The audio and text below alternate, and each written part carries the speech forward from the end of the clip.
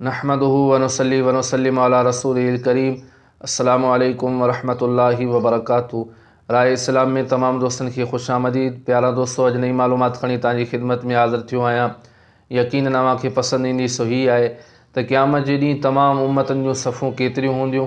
अवांजी खिदमत में अर्ज़ कंदुसि, लेकिन उन खां अॻु में अवां सां गुज़ारिश आहे त जेकॾहिं अवां असांजो चैनल सब्सक्राइब नाहे कयो त असांजे चैनल खे सब्सक्राइब कयो ऐं गॾोगॾु गिनती जे निशान ते क्लिक कयो ताजो असांजी हर अचण वारी नई मालूमात तव्हां ताईं आसानी सां पहुची सके।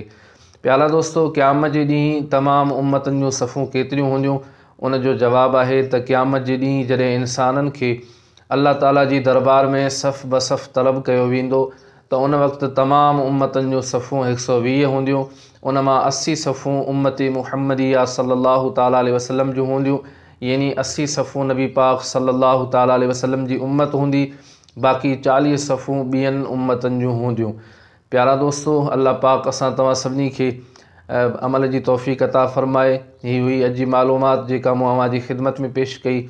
वरी नई मालूमात में अवांजी खिदमत में हाज़िर थींदुसि। तेसीं ताईं इजाज़त ॾींदा। अल्लाह हाफ़िज़।